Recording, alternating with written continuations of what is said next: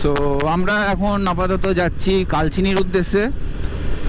কালচিনির দিকে গিয়ে ওখান থেকে মেন রোড ধরে, মেন রোড থেকে দেখি কোথায় যাওয়া যায়।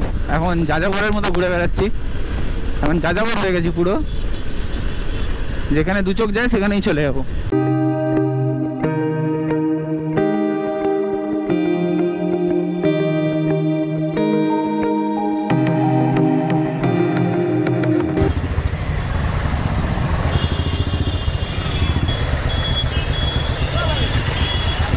ফুল কাটে হবে হবে তো তো ফাইনালি আমরা কালচিনিতে একটা পেট্রোল পাম্পে পেট্রোল ভরালাম। আমার তেলের অবস্থা খুব খারাপ ছিল, ব্লিঙ্ক করবে করবে এরকম অবস্থা ছিল, দিয়ে এই বেরোচ্ছি। আর একটা মিষ্টির দোকানে আমরা দাঁড়িয়েছিলাম, আমরা সবাই মিলে একটু মিষ্টি খাওয়া করলাম সবাই মিলে।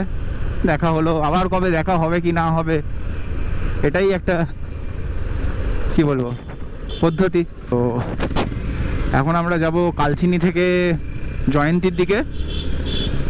তো চলুন যাওয়া যাক জয়ন্তীর দিকে। এখন আমরা যাচ্ছি রাজা ভাত খাওয়ার দিকে, পাশ দিয়ে রেল লাইন যাচ্ছে, আশা করি দেখতে পাচ্ছেন ট্রেন রয়েছে। আর সবার সঙ্গে রাস্তাঘাটে দেখা হলে, নতুন মানুষের সঙ্গে আলাপ হলে, পরিচয় হলে খুব ভালো লাগে, এটাই আর কি। হ্যাঁ, সেই জন্য মনটা ভালো হয়ে গেল। কিছুটা জায়গা রেকর্ড হয়নি বলে খুব মন খারাপ হয়ে গেছিলো, কিন্তু এনাদের সঙ্গে দেখা করে এনজয় করে ভালো লাগলো। তো দাদারা বললেন যে চ্যানেলে দেখা হবে, চ্যানেল তো রয়েছে, চ্যানেলের মাধ্যমে দেখা হবে। তো এই দেখুন পাশ দিয়ে রেল লাইন যাচ্ছে, রেল লাইনের পাশ দিয়ে রাস্তাটা যাবে, দুর্দান্ত ভিউ।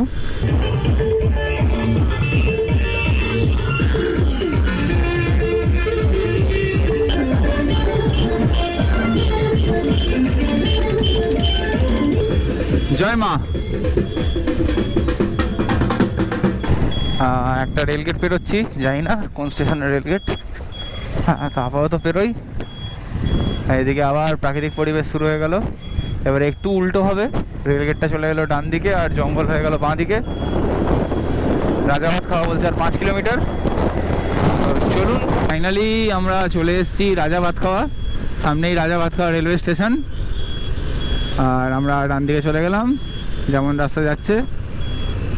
আশা করি এদিকেই জয়ন্তী, মঙ্গলা কালী, ভদ্রকালী, কপালিনী।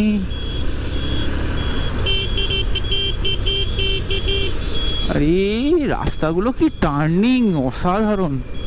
আবার একটার পরে আরেকটা, আলিপুরদুয়ার 16 এখান থেকে লেভেলের, এটা তো লেভেলের।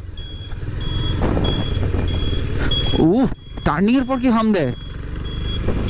সামনে আবার কাপেল গোলস আমাদের সাথে রেস করার চেষ্টা করছে। আমরা রেস করার কোনো ইচ্ছাতেই নেই, তাতেও রেস করার চেষ্টা করছিল। যে আমাদের স্যার সুজয় ওভারটেক করে ছেড়ে দিল, যা তা যাই হোক। জঙ্গল জঙ্গল জঙ্গল, ঠান্ডা ঠান্ডা জঙ্গল। আমিও ছোট লোকের মতো ওভারটেক করে দিলাম। আমরা জোরে গাড়ি চালাতে চালাতে যেদিকে জয়ন্তী ছিল সেদিকে না গিয়ে অন্যদিকে চলে এসেছি। এই জঙ্গল চারদিকে শুধু, এই এরকম পরিস্থিতিতে চলে এসেছি। দিয়ে আবার ব্যাক করতে বললো চেকপোস্টের কাছে, চেকপোস্ট থেকে আবার যাব। তো এখানে হালকা জল টল খেয়ে বেরিয়ে পড়ছি। চলুন, দুটো উইথ বাইক, দুজনের, দুটো বাইক, দুটো অ্যাডাল্ট। সো ফাইনালি আমরা টিকিট কাটলাম। দিয়ে টিকিটের চার্জেস নিল দুটো বাইকে 30-60 টাকা, আর দুটো পার্সনের 120 × 2, মানে 120 করে দুজনের, টোটাল 300 টাকা হলো। এখানে কটা বাইক আছে, বাইকের ইনফরমেশান, একজনের আই কার্ড লাগলো। আর থাকার টাইম হচ্ছে সানরাইজ থেকে সানসেট। আর যদি কেউ বলে যে জয়ন্তীর ভেতরে, মানে বক্সার ভেতরে থাকবে কেউ, তাহলে তার জন্য আলাদা ব্যবস্থা আছে। তাহলে এই টিকিটটা 3 দিনের ভ্যালিডিটি থাকবে। এই চলে এলাম সামনে বক্সা টাইগার রিজার্ভ। দেখি কপালে আছে কিনা টাইগার।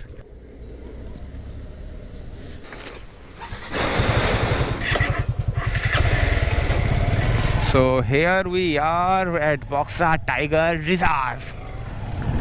হাম্বা হাম্বা হাম্বা। এইটা তো বক্সা টাইগার রিজার্ভ, এখানে বাঘ দেখতে পাওয়া যায়। যদি বাঘ আমরা দেখতে পাই তাহলে আমাদেরও ভাগ্য ভালো, ওরও ভাগ্য ভালো, তাই তো? আমরা বাঘ দেখলাম, ও আমাদের খেলো। সো বক্সা টাইগার রিজার্ভ আর কিছুই না, সেম জঙ্গলই। অন্যান্য জায়গায় যেমন জঙ্গলগুলো দেখছিলাম, দুদিকে জঙ্গল, মাঝখানে রাস্তা, বরং আরও ফাঁকা। সামনে আবার বলছে 23 মাইল বলে একটা জায়গা আছে, আলাদা কিছুই নেই। সো এখান দিয়ে নাকি জয়ন্তী যাওয়া যায়, দেখা যাক। আর এদিকে কি দেখলি? ও কিছু দেখলো হয়তো। কি দেখলি? হ্যাঁ, তোর প্রিয় অ্যানিমেল, প্রিয় প্রাণী নাগিন। এখানে একটা কি মন্দির রয়েছে আর ওয়াচ টাওয়ার রয়েছে। ওয়াচ টাওয়ারটায় যাওয়া যেতে পারে।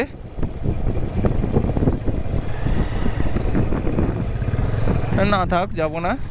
সামনে দেখতে পাচ্ছেন কিনা জানি না, হরিণ রয়েছে একটা, খুব সুন্দর। আস্তে আস্তে যাচ্ছি আমরা, দেখি দেখতে পাই কিনা। দাঁড়াবো আস্তে করে, গাড়িটা অফ করে দিচ্ছি। গাড়িটা অফ কর। ও হিরণ, ও হিরণ। হরিণটাকে দেখতে পেলাম একটু আগেই, কোথায় গায়েব হয়ে গেল। চলুন দেখি। হরিণটা ঘাস খাচ্ছে মনে হচ্ছে,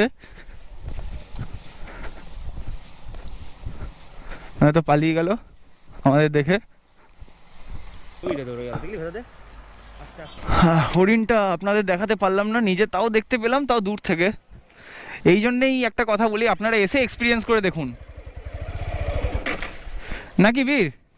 এখানে সবার এসে এক্সপিরিয়েন্স করা উচিত। মানুষের চোখের মতো বড় ক্যামেরা হয় না। আপনারা জয়টুকুনি দেখছেন, এই আমার ক্যামেরার সাপোর্টে দেখছেন। তো চলুন আরও সামনে এগোনো যাক। আমরা দাঁড়িয়ে দাঁড়িয়ে খোঁজার চেষ্টা করছি জঙ্গলের ভেতরে যদি কিছু দেখতে পাই।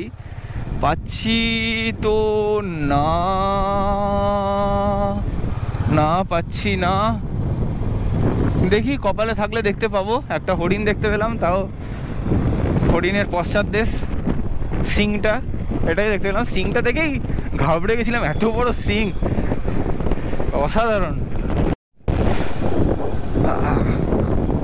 এখানে লেখা রয়েছে ট্যুরিজম, ওয়েলকাম টু ডুয়ার্স। আর এদিকে আমরা যাচ্ছি জয়ন্তীর দিকে। হ্যাঁ হ্যাঁ হ্যাঁ হ্যাঁ, আর জয়ন্তী বলছে 5 কিলোমিটার। তো চলুন যাওয়া যাক জয়ন্তীর দিকে। সো একটা ব্রিজের কাছে এলাম। ব্রিজের এখানে আশা করি কিছু দেখতে পাবো। জায়গাটা একটু চওড়া হচ্ছে। এখানে সেই আদিম নদীটাই, যে নদীটা আমরা সে সময় পেরোচ্ছিলাম, এখনও ওই নদীটাই এখনও আমাদের পেছন ছাড়েনি। এই দেখুন, এই দেখুন, সেই বিখ্যাত নদীটা এখনো ছাড়েনি আমাদের। যা তা ব্রিজটার নাম হচ্ছে বালা ব্রিজ। চলুন যাওয়া যাক। এই দিকটা আমার উঁচু উঁচু দুটো দিক, আশা করি দেখতে পাচ্ছেন। এই দেখুন, এই দিকটা উঁচু, পুরো উঁচু উঁচু জায়গাগুলো। ওপর থেকে ঝাঁপিয়ে যদি বাঘে অ্যাটাক করে, তাহলে মালাটা ছবিতে দেওয়ারও জায়গা থাকবে না। যদি এখানে কোনো ছবি ছাপা তুলতে পারি, আপনাদের জয়ন্তীটা দেখাতে পারি, তাহলে তো খুব ভালো কথা। কারণ এই চাঁদ উঠে গেছে, যদি দেখতে পাই তো খুব ভালো কথা। নইলে আর ব্যাড লাক, এতটা ব্যাড লাক চাই না সত্যি। এখানে প্লাস্টিক পড়েছিল, কেন প্লাস্টিক? তারপর কিছুক্ষণ আগে দেখেছিলাম জগের ঢাকনা, এগুলো কেন ফেলে রেখেছে? একটু একটা জায়গা অন্তত পরিষ্কার রাখুক। এইসব জায়গাগুলো সেটাও রাখতে পারে না, এটাই খারাপ লাগে মানুষজন। সুজয় এদিক ওদিক আবার খুঁজছে কিছু, মনে হচ্ছে যদি কিছু দেখতে পায়। কপালে নেই ভায়া, আমাদের কপাল ফুঁইটা আছে। এখানে কিছু ঘর রয়েছে, আশা করি এগুলোই গেস্টদের থাকার জায়গা। জানি না, এখানে স্টপ লেখা রয়েছে, বা এখানকার লোকাল যারা থাকে, এখানকার মেনটেন করে যে টাইগার রিজার্ভটাকে যারা, তারা হয়তো থাকেন। এখানে আবার একটা চেকপোস্ট রয়েছে, সবর্ণের শপ, হয়তো টুকটাক জিনিস পাওয়া যায় এখানে। এখানে প্রচুর মানুষজন রয়েছে, দেখা যাক। এখানে মোটামুটি অনেক কিছুই আছে, ছোট দোকান আছে, খাবার জায়গা আছে। হ্যালো হ্যালো, শুনছিস কি ভাই? হ্যালো, ওই দোকানদারকে দিয়ে না, ফেলিস না, দোকানদারটাকে দিয়ে ওকে বল। হ্যাঁ হ্যাঁ ওই তো যা, তুই এসে যদি তুইও ফেলিস নোংরা, সবাই তো ফেলে যায়, তুইও যদি তাই করিস, সে এগিয়ে আমি এগোচ্ছি। এরপর চলো যাওয়া যাক জয়ন্তীর দিকে। জয়ন্তীতে তো চলে এসছি, জয়ন্তী ভিউ পয়েন্ট কোনটা দেখি, আশা করি সোজা।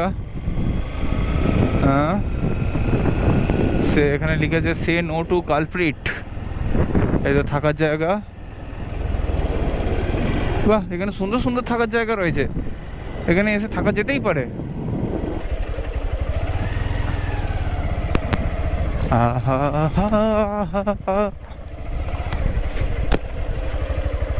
সেই একই নদী আমাদের পেছন ছাড়েনি।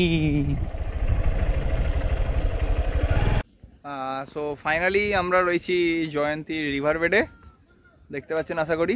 সেই একই জায়গা, আগেও দেখেছেন, এখন দাঁড়িয়ে দেখতে পাচ্ছেন। আর আগের বার দেখেছিলেন বাইক নিয়ে পুরো ওপারে চলে গেলাম। চারদিকটা দেখুন, চারদিকে গাড়ি ঘোড়া সব দাঁড়িয়ে রয়েছে, এখানে এসে রিভার বেডের উপভোগ করছে। জায়গাটা ভালোই, যারা ধরুন ওই জায়গাটা পেরিয়ে এসছে তাদের খুব আহামরি লাগবে না আমার মনে হয়, নইলে হ্যাঁ ভালো জায়গাটা, সত্যি কথা বলতে। জয় কি বলিস? একদম জায়গাটা এখানে ভালো, কিন্তু আমরা যেহেতু জায়গাটা পেরিয়ে এসছি সেই জন্য আমাদের কাছে খুব মানে আহামরি লাগছে না, নইলে জায়গাটা ভালোই, সুন্দর ভিউ।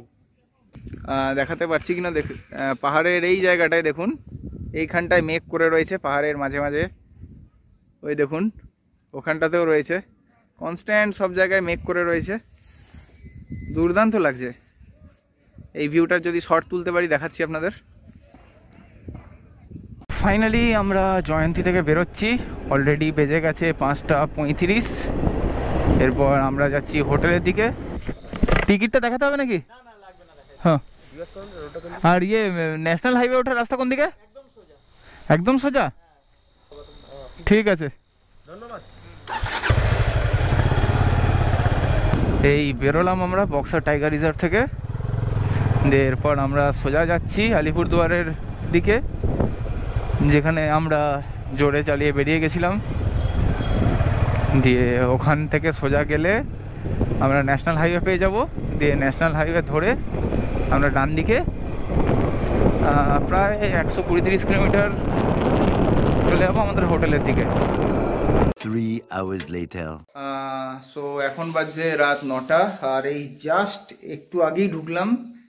ড্রেস ফ্রেশও এখনো চেঞ্জ করিনি, দেখতেই পাচ্ছেন টি শার্ট পরেই রয়েছে এখনো। তো আজকের মতো ব্লগ এন্ড করছি, প্রচণ্ড টায়ার্ড হয়ে গেছি। দেখা হচ্ছে আবার কাল সকালবেলায়, টাটা।